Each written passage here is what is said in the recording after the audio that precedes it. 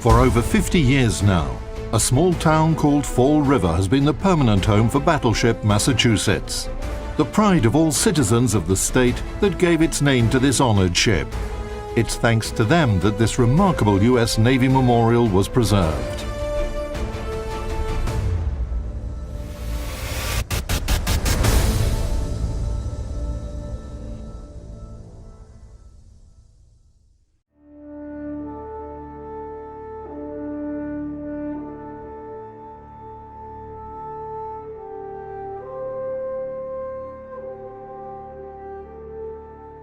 Massachusetts was one of the last of the treaty battleship series. She's of the South Dakota class, and these were fairly balanced ships in terms of armament, armor, and speed performance, which could be created within the treaty limits. The outbreak of World War II gave a powerful boost to the development of shipbuilding in the United States. Dockyards received orders to build new ships featuring high speed, better armament, stronger armor, and improved maneuverability in order to gain superiority in the naval theater of war. However, before the war kicked off, they had already laid down ships of the so-called Washington era. These two ships, developed while abiding by treaty restrictions, were a result of numerous compromises, and certainly weren't as advanced as the latest projects.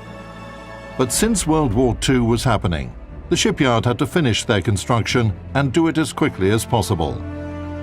Massachusetts was built really fast. Just 34 months after the keel-laying ceremony, the battleship was commissioned. At that time, the Navy's General Board was considering two concepts for the battleship. It could either be a well-armed but slow-moving ship, or a ship that was fast enough but with weaker artillery. The design engineers came to a sort of a middle ground. They created a battleship with powerful 16-inch main battery and was also capable of a decent speed of up to about 27 knots. Plus, it didn't exceed the limit of 35,000 tons. So this was overall a highly capable design for her time.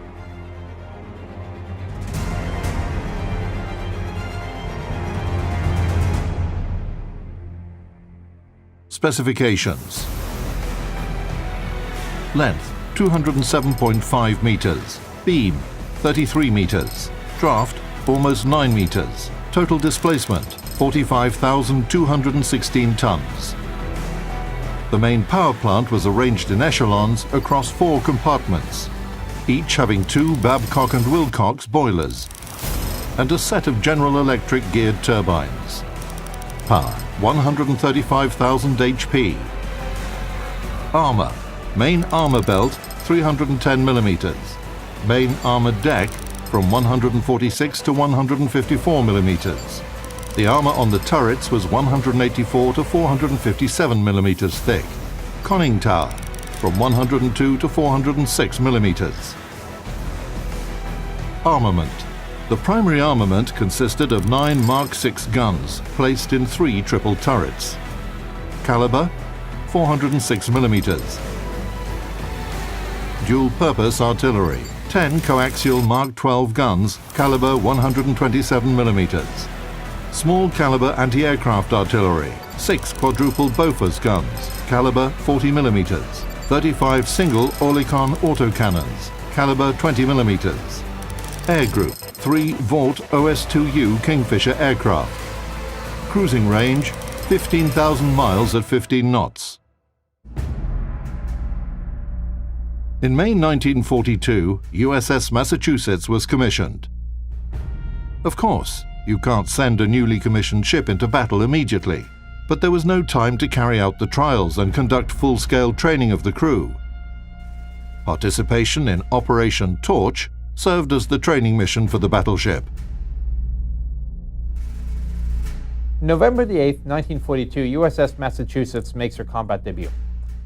This was a date planned for the opening phase of Operation Torch, during which it was intended to land a force of 5 infantry and 2 armored divisions onto the North African coast.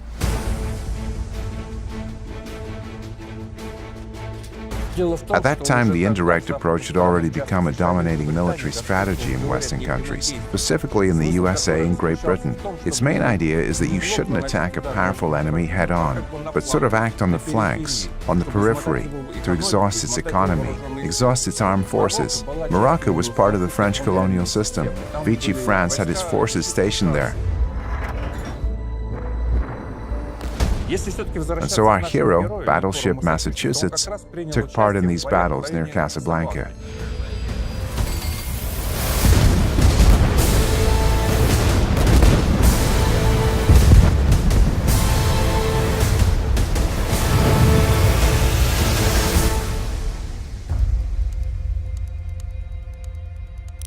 One of the most important strategic objectives was Casablanca, where there was both a major seaport and an airbase. Moreover, at the quay in the port of Casablanca was the French battleship Jean Bart. Although she was unfinished, she still had a combat-capable quad 15-inch gun turret. The city itself was also a hard nut to crack. There were several coastal batteries, which pretty firmly protected both the entrance of the port and about 20 miles of surrounding coastal waters. To neutralize these forces, and for the naval gunfire support at landing, you had a significant force headed by Massachusetts, which was sent to the Moroccan coast. Ships maneuvered all night off the coast, waiting for the operation to start.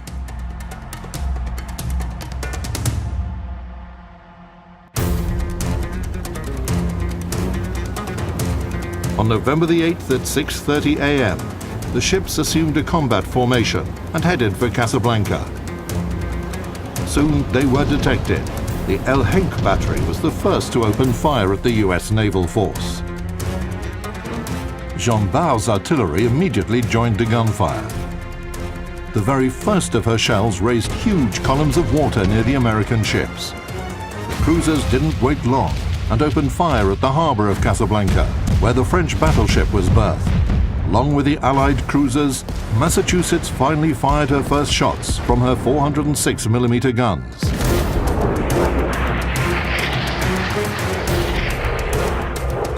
Within a short period of time, the American battleship fired 9 salvos at Jean Bart and made 5 hits.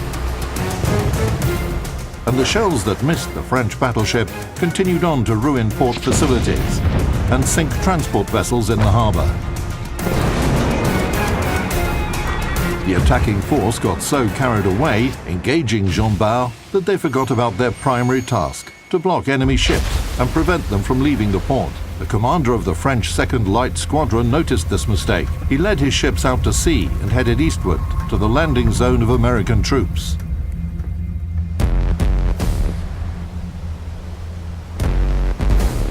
The French squadron began to exchange fire with the US destroyers that were escorting the landing craft. The Massachusetts group redirected their guns to the new enemy force. At 9:18 a.m., the battleship opened fire and immediately hit destroyer Fougueux. In the heat of the battle, a 194mm projectile fired by the El Henk battery hit Massachusetts on the bow. It struck the main deck's port side. 5 minutes later, the battleship noticed 4 incoming torpedoes, just in time to dodge them. One torpedo passed by just 5 meters away from her starboard side. By noon, the battle was gradually reaching its final stage. With just one shot, Massachusetts knocked out destroyer leader Milan, and a few minutes later, the battleship hit another French destroyer. The first combat outing for Massachusetts was pretty successful. Battleship Jean Bart was neutralized. Other enemy ships and coastal batteries were disabled, and all this was done in just 5 hours. In that operation, Massachusetts fired off almost all 800 of her armor-piercing shells at the enemy.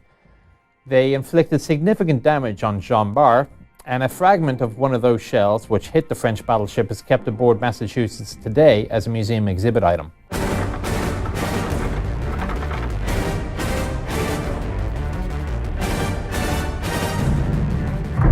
All in all, the landing operation in Morocco and Algiers was a success.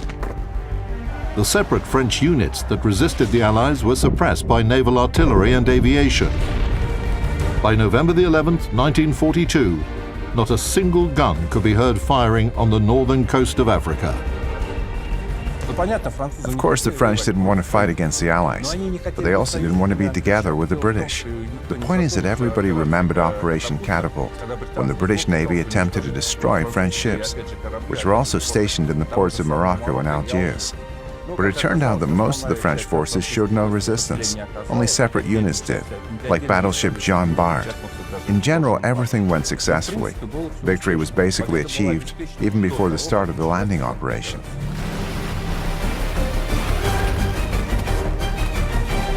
The landing of 100,000 troops on the coast of Algiers and Morocco kicked off a large-scale offensive operation against Italian-German forces in northern Africa, which ended in victory for the Allies in May 1943.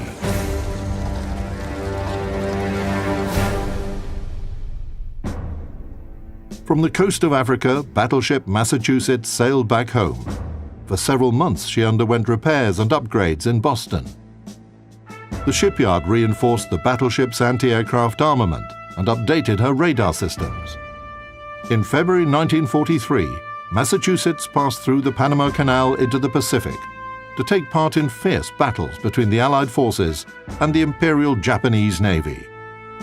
You see, Massachusetts participated in the war both in the Atlantic and the Pacific Oceans. She was redeployed back and forth over the course of World War II. Was she lucky? Well, she traveled from one theater of war to another. I cannot say the crew were lucky, as they had to suffer all these hardships. But in terms of the ship's combat career, her battle history, yes, she was. Massachusetts fought both in the Atlantic and the Pacific.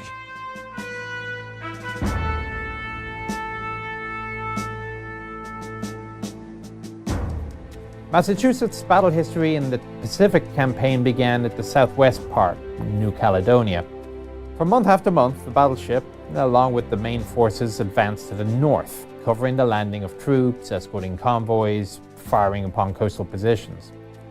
Names like the Solomon Islands, the Gilbert Archipelago, Nauru Island, Tarawa and Kwajalein atolls. All these places were not deprived of the attention of the battleship's main battery. In November 1944, Massachusetts participated in the Battle of Leyte Gulf, after which the Imperial Japanese Navy lost the capability to engage in significant offensive combat operations. Then in the spring of 1945, you had Iwo Jima and Okinawa. By the summer, Massachusetts had approached the Japanese home islands and was firing at industrial centers where military factories were concentrated. On August 9, 1945, the battleship fired her main battery at the metallurgical plants in Kamaichi. These were the last salvos of 16-inch gunfire of World War II. Thus, Massachusetts became known for having fired both the first and the last shots from American 16-inch guns in that war. During her service in the war, the battleship covered 225,000 miles, fought 35 battles, sank 5 enemy ships, and shot down 18 airplanes. For her combat merits, Massachusetts was decorated with 11 battle stars. In 1947, the ship was mothballed and assigned to the reserve. In the early 60s, the battleship was stricken from the Naval Vessel Register, and her fortune was determined by the citizens of Massachusetts. They had warm feelings for Big Mamie, as the sailors used to call her. In 1965, the citizens of the state raised $50,000, which gave this World War II veteran a second life as a museum ship.